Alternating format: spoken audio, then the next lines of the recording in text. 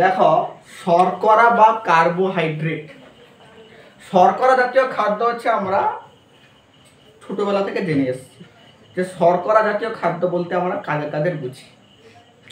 তো যাকে আমরা ইংরেজিতে বলি কার্বোহাইড্রেট। তো এই কার্বোহাইড্রেট কথাটাকে যদি আমি ভাঙি তাহলে কি পাবো? কার্বন যুক্ত হাইড্রেট। কি পাবো? কার্বোহাইড্রেটকে ভাঙলে কার্বন যুক্ত হাইড্রেট। এই দুটি শব্দ দ্বারা হচ্ছে কার্বোহাইড্রেট কথাটি এসেছে। তাহলে এই কার্বোহাইড্রেটে এই কথাটার অর্থ কি? দেখো, হাইড্রেট মানে হচ্ছে জল, হাইড্রেট মানে হচ্ছে জল, তার সঙ্গে কার্বন, তাহলে কার্বন যুক্ত হাইড্রেট, একে আমরা একসঙ্গে বলবো জল সমন্বিত কার্বন। জল সমন্বিত কার্বন। স্যার, কার্বোহাইড্রেট মানে কি? জল সমন্বিত কার্বন, মানে জলের সঙ্গে কার্বন যুক্ত হয়ে হচ্ছে আমার কার্বোহাইড্রেট উৎপন্ন করে। বোঝা গেল কথাটার মানে? জল সমন্বিত কার্বন মানে হচ্ছে কার্বোহাইড্রেট। তাহলে কার্বোহাইড্রেট কোন কোন মৌল দ্বারা গঠিত? স্যার, কার্বন প্লাস হাইড্রেট মানে কার্বন আর জল। স্যার, জলে থাকে হচ্ছে হাইড্রোজেন আর অক্সিজেন। তার মানে স্যার কার্বোহাইড্রেট হচ্ছে কার্বন, হাইড্রোজেন আর অক্সিজেন, এই তিনটি মৌল দ্বারা হচ্ছে কার্বোহাইড্রেট গঠিত হয় বা শর্করা। তাহলে শর্করা কোন তিনটি মৌল দ্বারা গঠিত হয়? কার্বন, হাইড্রোজেন এবং হচ্ছে অক্সিজেন, এই তিনটি দ্বারা কি গঠিত হয়? কার্বোহাইড্রেট গঠিত হয়। তো কার্বোহাইড্রেটের একটা সাধারণ সংকেত আছে। তার সংকেত কি? কতগুলো কার্বন যুক্ত হবে বা কতগুলো হাইড্রোজেন থাকবে বা কতগুলো অক্সিজেন থাকবে, এদেরকে নিয়ে হচ্ছে কার্বোহাইড্রেটের একটা সাধারণ সংখ্যা আছে। কি সংখ্যা? কার্বোহাইড্রেটের সাধারণ সংকেত হলো CmH2O whole N। CmH2O whole N, এটা হলো কার্বোহাইড্রেটের সাধারণ সংকেত। স্যার, এটার মানে কি? স্যার, সি মানে তো কার্বন, আবার ধারে একটা এম লেখা আছে, আর H2O মানে তো জল, ধারে একটা এন লেখা আছে। তো এটার মানে কি? এম হচ্ছে একটা পূর্ণ সংখ্যা আর এন হচ্ছে একটা পূর্ণ সংখ্যা। তো এদের মান হচ্ছে 3, 4, 5, 6, 7 যা খুশি হতে পারে। আবার কোনো কোনো এতে এম সমান এনও হতে পারে, মানে ধরো এম সমানও 6, আবার হচ্ছে এন সমানও 6। তাহলে 6 6 বসালে কি হবে দেখি। তাহলে C6H2O তার হোল 6, তার মানে সমান C6H2 বাইরে 6, তাহলে H12O6, C6H12O6। স্যার, এটা তো আমরা সংকেত জানি, এটা হচ্ছে গ্লুকোজের সংকেত। ইয়েস, এটা কার সংকেত? এটা হচ্ছে গ্লুকোজের সংকেত। তাহলে দেখো, গ্লুকোজের একটা কার্বোহাইড্রেট, তো তার সংকেত C6H12O6। তাহলে কোত্থেকে এলো দেখো, এরকম C6H2O হোল 6। এখানে M সমান 6, N সমান 6। বুঝা গেল? স্যার, তাহলে আপনি এখানেও N লিখতে পারতেন, Cn, এখানেও H2O হোল N দিলে আমার M এর লিখতে হতো শুধুমাত্র N সমান 6 বসিয়ে দিলে, এখানে তার 6 বস্তু, এখানে তার 6 বস্তু। কিন্তু সব ক্ষেত্রে হয় না, কিন্তু সব ক্ষেত্রে এখানেও যা হয় এখানেও তা হয় না। যেমন ধরো, একটা কার্বোহাইড্রেট হচ্ছে র্যামনোজ, একটা কার্বোহাইড্রেট, তার নাম কি? তার নাম হচ্ছে র্যামনোজ। বোঝা গেল? স্যার, এই র্যামনোজের বৈশিষ্ট্য কি? এই র্যামনোজে হচ্ছে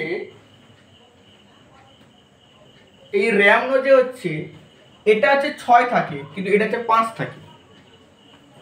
তার সংকেত হচ্ছে C6H10H12O5। র্যামনোজের সংকেত হচ্ছে C6H12O5। দেখো, এখানে H2O তে হোল যদি তুমি 5 বসাও তবেই O5 আসছে, কিন্তু এই সেখানে 12 আসছে। তো সব ক্ষেত্রেই M সমান N হয় না। তোমরা মনে রাখবে এর সাধারণ সংকেত হচ্ছে CmH2O হোল N। বেশিরভাগ ক্ষেত্রে M এর মানও যা হয় এন এর মানও তা হয়। বোঝা গেল? বা দেখো তোমাদের বইতে এরকমও লেখা আছে যে CnH2O হোল N, বলছে এইটা হচ্ছে আমার কার্বোহাইড্রেটের সাধারণ সংকেত। দিয়ে বলছে ব্যতিক্রম কি, তার ব্যতিক্রম বলছে যে র্যামনোজ। ব্যতিক্রম কি বলছে, ব্যতিক্রম হচ্ছে র্যামনোজ। র্যামনোজ হচ্ছে এই নিয়মটা মানেনি, তুমি এইটা মনে রাখতে পারো। স্যার এখানে স্যার সবাই মানে, যা খুশি হতে পারে। তাহলে ব্যতিক্রম হচ্ছে র্যামনোজ, হচ্ছে এই সূত্রটা হচ্ছে মানেনি। তো এটা গেল আমার কার্বোহাইড্রেটের সাধারণ সংকেত, যে কার্বোহাইড্রেট হচ্ছে কার্বন, হাইড্রোজেন, অক্সিজেন দ্বারা গঠিত। এর সাধারণ সংকেত হচ্ছে CmH2O হোল N, বা কেউ বলতে পারে CnH2O হোল N, দুটাই একই। সেখানে আমরা N=6 বসিয়ে পেলাম যে গ্লুকোজ একটা শর্করা পেলাম। এবার আমাদের জানতে হবে যে কার্বোহাইড্রেটটা আমরা পাই কোথা থেকে, কোন কোন খাদ্যে হচ্ছে আমরা কার্বোহাইড্রেট পাই। কোন কোন খাদ্যে পাই? চাল, চাল থেকে পাই কি ভাত, সেটাও পাই। গম, গম থেকে কি কি পাই? আটা, ময়দা, বিস্কুট, সেগুলো থাকে। ভুট্টা, সেখানেও থাকে। আলু, বিট, বাজরা, গাজর, অর্থাৎ সমস্ত মিষ্টি জাতীয় খাদ্য, যেখানে মিষ্টি থাকে, চিড়া, মুড়ি, সমস্ত মিষ্টি জাতীয় খাদ্যে হচ্ছে শর্করা বা কার্বোহাইড্রেট থাকে। যা মিষ্টি তার মধ্যে কি থাকবে? শর্করা বা হচ্ছে কার্বোহাইড্রেট থাকে। তার খেজুর থাকবে, আঙ্গুর, আপেল, সবে কি থাকবে? কার্বোহাইড্রেট বা হচ্ছে শর্করা থাকবে। সেটা গুড় হতে পারে, চিনি হতে পারে, আখ হতে পারে, আখের রসে থাকে। বোঝা গেল? তাহলে যা মিষ্টি জাতীয় খাদ্য সেখানে কি আছে? কার্বোহাইড্রেট আছে। কার্বোহাইড্রেট কোন কোন উপাদান দ্বারা গঠিত? Sir carbon, hydrogen, oxygen. Carbon, hydrogen, oxygen. বোঝা গেল? এরপরে হচ্ছে কার্বোহাইড্রেটে যদি বলে যে কার্বন, হাইড্রোজেন এবং অক্সিজেন কি অনুপাতে থাকে? কার্বন, হাইড্রোজেন এবং অক্সিজেন কি অনুপাতে থাকে? দেখো আমরা গ্লুকোজের সংখ্যাটা কি বলে, দেখো C6H12O6, এটা হচ্ছে গ্লুকোজের সংকেত। তাহলে এখানে যদি আমি করি sir carbon is to hydrogen is to oxygen, তাহলে কি হবে? স্যার 6:12:6, মানে 1:2:1, এটা থাকে। এটা হচ্ছে বেশিরভাগ ক্ষেত্রে কার্বোহাইড্রেটে কার্বন, হাইড্রোজেন এবং অক্সিজেনের অনুপাত 1:2:1 হয়। কিন্তু ব্যতিক্রম আছে। আমরা এখন কি বললাম? র্যামনোজ পড়লাম। র্যামনোজের সংকেত কি ছিল? র্যামনোজের সংকেত কি ছিল? C6H12O5 ছিল। দেখো এখানে 6:12:5। তো বেশিরভাগ ক্ষেত্রে বা বেশিরভাগ কার্বোহাইড্রেটে কার্বন, হাইড্রোজেন, অক্সিজেন অনুপাত কত হয়? 1:2:1। বা জিজ্ঞেস করে যে বেশিরভাগ কার্বোহাইড্রেটে শুধুমাত্র হাইড্রোজেন এবং অক্সিজেনের অনুপাত কত? সেটা হবে 2:1। বোঝা গেল? ব্যতিক্রম বললে কি বলবে? এইটা র্যামনোজ হচ্ছে আমার ব্যতিক্রম, যেখানে হচ্ছে কার্বন, হাইড্রোজেন, অক্সিজেন অনুপাত 1:2:1 হচ্ছে থাকে না। বোঝা গেল? এরপরে আমরা জানবো কার্বোহাইড্রেটের শ্রেণী বিভাগ, অর্থাৎ কার্বোহাইড্রেটকে হচ্ছে আমরা কয় ভাগে ভাগ করতে পারি, শ্রেণী বিভাগ। তো কার্বোহাইড্রেটকে আমরা 3 ভাগে ভাগ করতে পারি।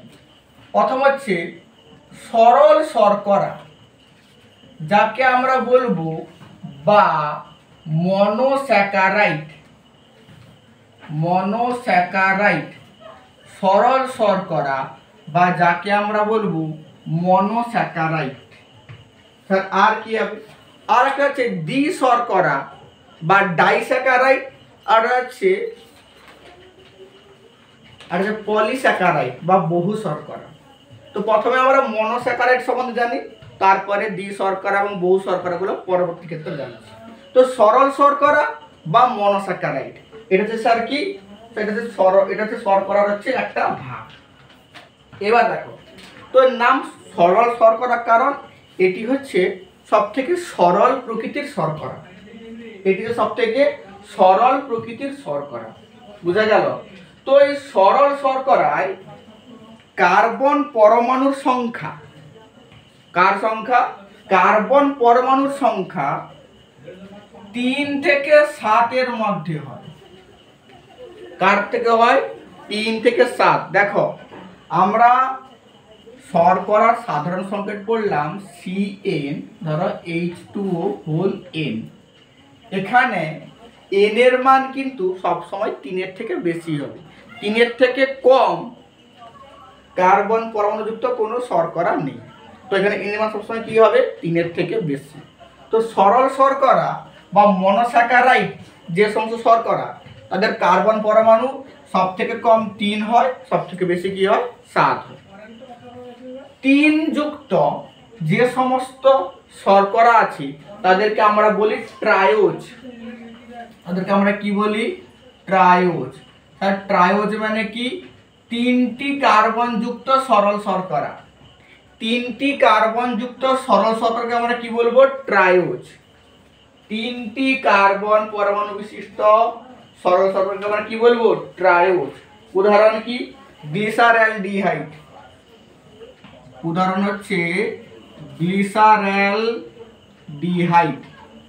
গ্লিসারঅ্যালডিহাইড হলো 3টি কার্বন পরমাণুযুক্ত সরল শর্করা। 3 বলে হচ্ছে ট্রাই, বলছে ট্রাই, সেজন্য বলা হয় ট্রায়োজ। বোঝা গেল? এরপরে আসবে এখানে যে ব্যাখ্যাটা তুমি 3C লিখে রাখবা। 3C মানে কি? 3টি কার্বন পরমাণু আছে। 3C মানে কি? 3টি কার্বন পরমাণু আছে। এবার 4টি কার্বন পরমাণুযুক্ত সরল শর্করা। 4টি কার্বন পরমাণুযুক্ত সরল শর্করা বলা হয় টেট্রোজ। ট্রায়োজ মানে 3 আর টেট্রোজ মানে 4। 4টি কার্বন পরমাণুযুক্ত সরল শর্করা। তার উদাহরণ কি হবে? এরিথ্রোজ। উদাহরণ হচ্ছে এরিথ্রোজ। এরিথ্রোজের লিখে রাখো 4C। 4C মানে কি? না, তার 4টি কার্বন পরমাণুযুক্ত সরল শর্করা হলো এরিথ্রোজ অর্থাৎ টেট্রোজ। 5টি হলে কি হবে? পেন্টোজ। 5টি কি হবে? 5টি হবে পেন্টোজ। পেন্টোজ হচ্ছে 5টি কার্বন পরমাণুযুক্ত সরল শর্করা। এটা হচ্ছে রাইবোজ। রাইবোজ শর্করা কোথায় দেখা যায়? রাইবোজ শর্করা আমরা পড়েছি। রাইবোজ শর্করা কোথায় দেখা যায়? ডিএনএ তে, আরএনএ তে। Deoxy ribo nucleic acid. DNA এর ফুল ফর্ম কি? Deoxy ribo nucleic acid. তো এখানে কি থাকে? রাইবোজ শর্করা থাকে। রাইবোজ শর্করা অর্থাৎ 5C মানে কি? 5টি কার্বন পরমাণুযুক্ত শর্করা হলো রাইবোজ শর্করা, যেটা হচ্ছে ডিএনএ এবং আরএনএ তে হচ্ছে পাওয়া যায়। এরপরে দেখো 6টাকে বলা হয় হেক্সোজ। আমরা পড়েছি, এক্ষুনি পড়লাম 6টা কার্বন পরমাণুযুক্ত শর্করা। বলো C6। এই যে গ্লুকোজে, গ্লুকোজ বলছে যে 6C, C6H12O6। তাহলে C কটা আছে? 6টা আছে। তাহলে 6টা কার্বন পরমাণুযুক্ত হেক্সোজ শর্করা কি হবে? গ্লুকোজ। এবার 7টা আছে হেপ্টোজ।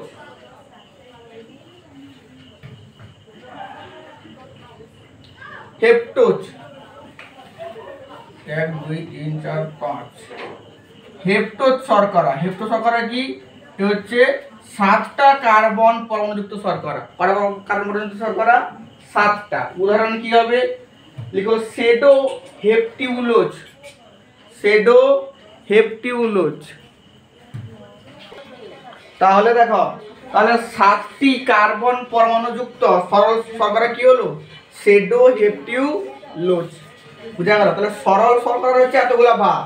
3টি কার্বন পরমাণুযুক্ত তার গ্লিসারঅ্যালডিহাইড, 4টি এরিথ্রোজ, 5টি রাইবোজ, 6টি গ্লুকোজ, আরও আছে 6টি নিয়ে। আর কি কি আছে বলো তো? ফ্রুক্টোজ। আর কি কি আছে বলো তো? ফ্রুক্টোজ। ফ্রুক্টোজ কোথায় পাওয়া যায় গো? ফ্রুক্টোজ সরল শর্করাটা সমস্ত ফলে। ফলের মধ্যে কি পাওয়া যায়? ফ্রুক্টোজ পাওয়া যায় সরল শর্করা। আর কি হবে? গ্যালাক্টোজ, গ্যালাক্টোজ এটাও সরল শর্করা। গ্লুকোজ, ফ্রুক্টোজ, গ্যালাক্টোজ, রাইবোজ এগুলো সব কি শর্করা? এগুলো সব হচ্ছে সরল শর্করা। বুঝা গেল?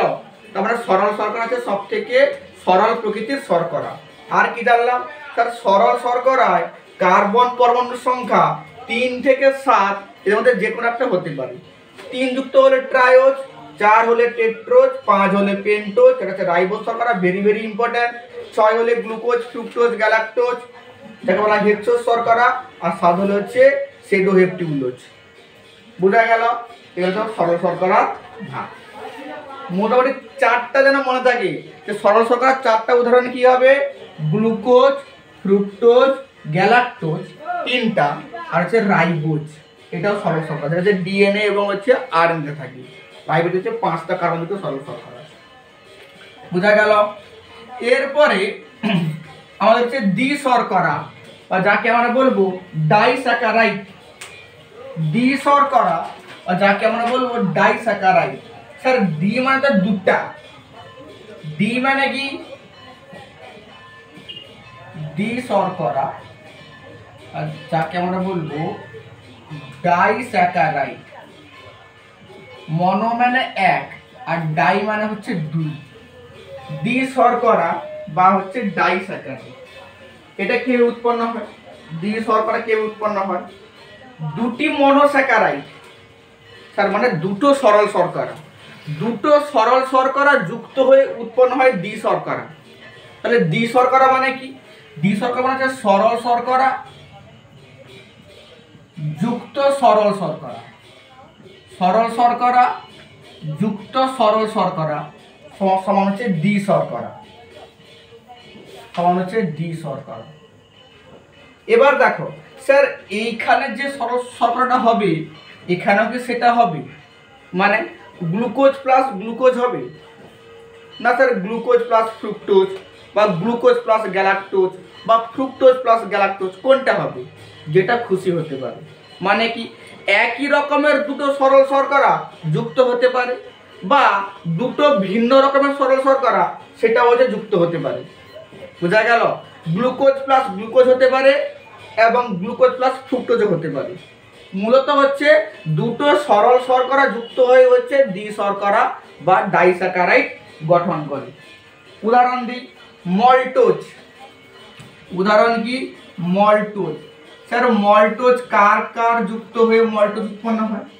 কে কে যুক্ত হয়ে মল্টোজ উৎপন্ন হয়? মল্টোজ দুটা গ্লুকোজ অণু যুক্ত হয়, অর্থাৎ glucose plus glucose, glucose plus glucose. বোঝা গেল? গ্লুকোজ প্লাস গ্লুকোজ মিলে কি উৎপন্ন হয়?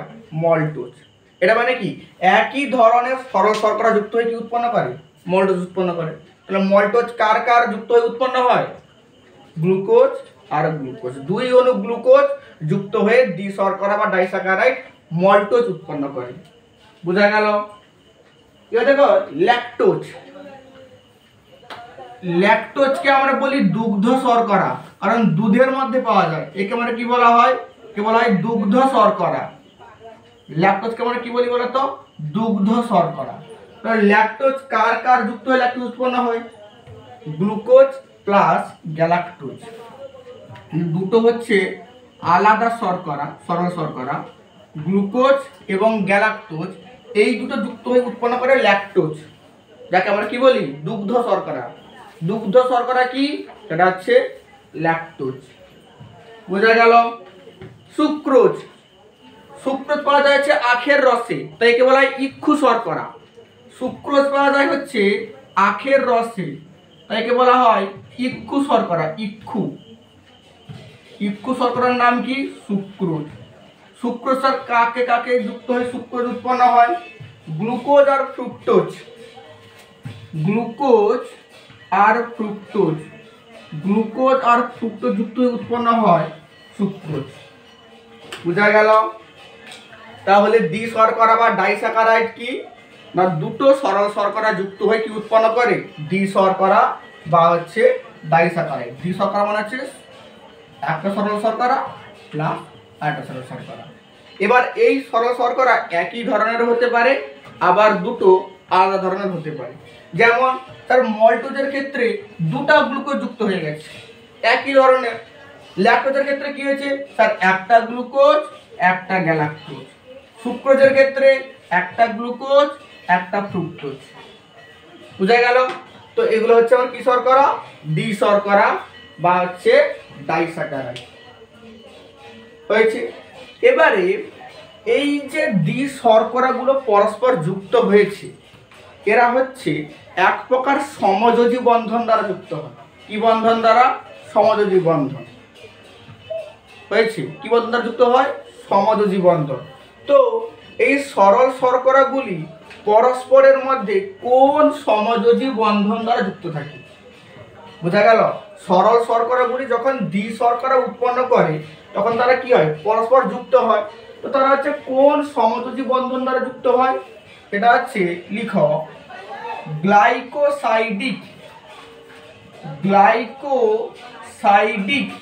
সমযোজী বন্ধন দ্বারা।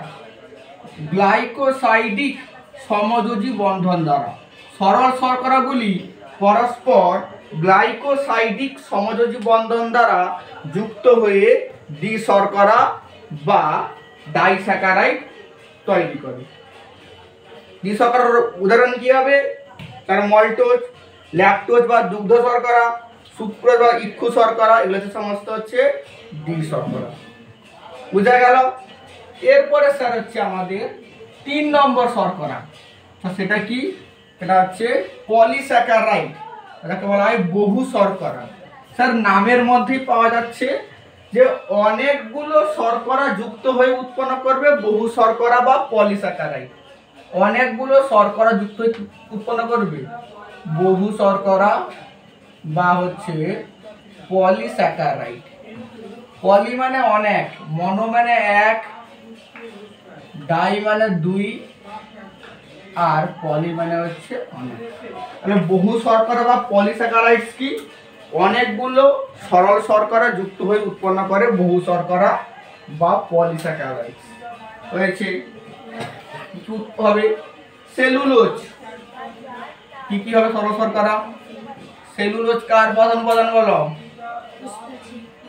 কোষ প্রাচীর। আর কি হবে? শ্বেতসার, গ্লাইকোজেন। সেলুলোজ, শ্বেতসার, গ্লাইকোজেন প্রভৃতি হবে হচ্ছে বহু শর্করা বা হচ্ছে পলিস্যাকারাইডস। মানে কি? অনেকগুলো শর্করা যুক্ত হয়ে হচ্ছে এইগুলো উৎপন্ন করে, সেলুলোজ, শ্বেতসার, গ্লাইকোজেন। তো এক্ষেত্রে যেহেতু অনেকগুলো শর্করা অণু যুক্ত হচ্ছে, তো তারা কোন বন্ধন দ্বারা যুক্ত হবে? গ্লাইকোসাইডিক সমযোজী বন্ধন। কোন বন্ধন দ্বারা? গ্লাইকোসাইডিক সমযোজী বন্ধন দ্বারা এরা যুক্ত হবে। বোঝা গেল? এরপরে দেখো আমাদের জীবদেহে হচ্ছে শর্করার ভূমিকাটা কি। আমরা যে শর্করার যে খাবো কি খাবো নি সেটা জানতে হবে যে শর্করা আমাদের খাওয়া উচিত কি খাওয়া উচিত না। আমরা বাঙালি, আমাদের প্রধান খাদ্য কি? মাছ এবং ভাত। তো ভাত থেকে আমরা কি পাই? ভাত থেকে আমরা শর্করাটা পাই। আমরা ভাত বেশি খাই না মাছ বেশি খাই? আমরা ভাত বেশি খাই। তার মানে স্যার আমাদের শরীরে শর্করার ভূমিকা আছে। তো শর্করা আমাদের কি কাজে লাগে? প্রথম বলছে আমাদের দেহ গঠনে হচ্ছে শর্করা কাজে লাগে। স্যার কিভাবে? আমাদের প্রত্যেক দিন যে খাদ্য খাই সেই খাদ্যে প্রায় 70 থেকে 80 গ্রাম হচ্ছে শর্করা থাকে। কত থাকে?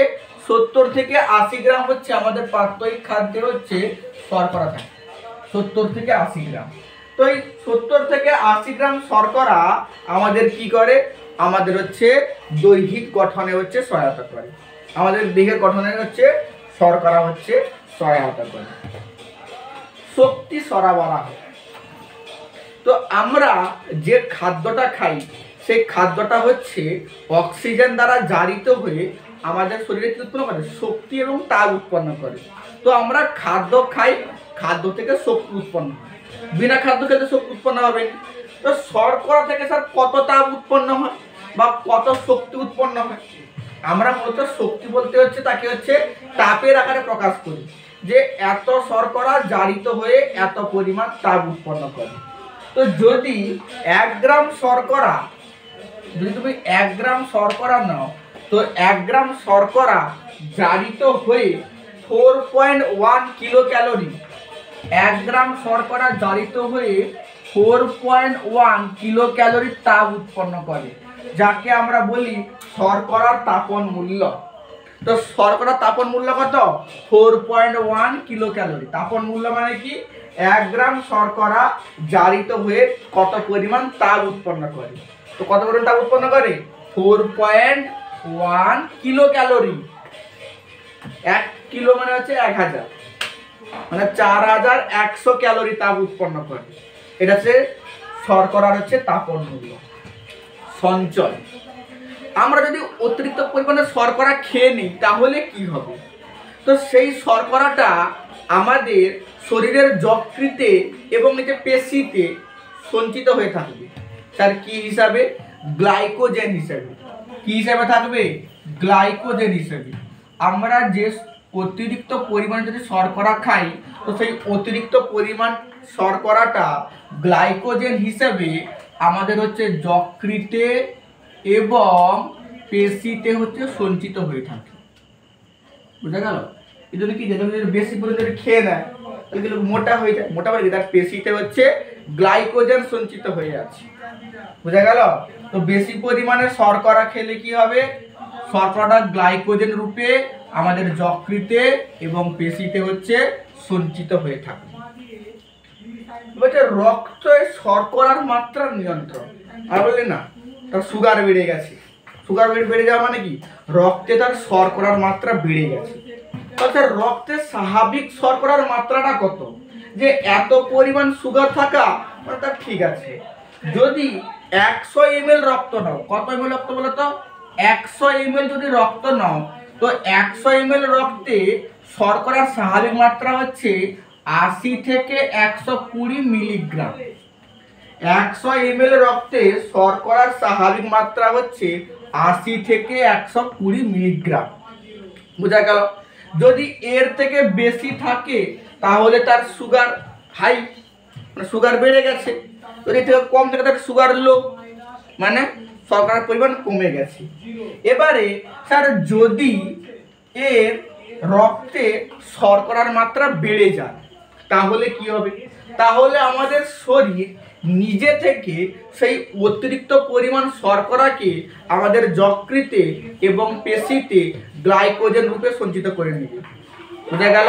রক্তে যদি শর্করার মাত্রা বেড়ে যায় তাহলে কি করবে?